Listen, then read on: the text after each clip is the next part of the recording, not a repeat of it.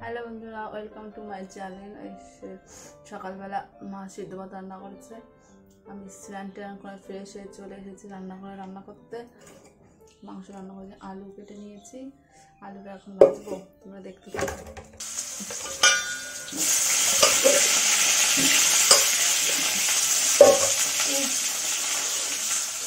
বন্ধুরা এখন রান্না হবে চিকেন। এই সব কিছু গুছিয়ে নিয়েছি, আলু মাংস, আলুটা ভেজে নিয়েছি, যে পেঁয়াজ, তেল গরম হয়ে গেছে, এখন একটু চিড়ে দেবো, লঙ্কা, জিরে,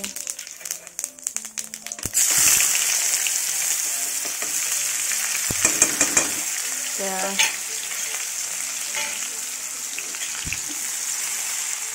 বন্ধুরা ফাইনালি মাংসটা রেডি। এখন গরম মশলা দিয়ে নামিয়ে নেব। কেমন এসেছে মাংসের লুকটা তোমরা একটু বলো। অনেকক্ষণ ধরে কষিয়েছি, তারপরে এই যে হালকা একটু ঝোল রেখেছি। এটা তো আবার ঠান্ডা হয়ে গেলে আবার গাঢ় হয়ে যাবে। মাংসটা কেমন হয়েছে দেখতে বলো। তো বন্ধুরা ফাইনালি মাংসটার লুক এসেছে। একটু কাশ্মীরি লঙ্কার গুঁড়ো দিয়ে দিলাম কালার আনার জন্য।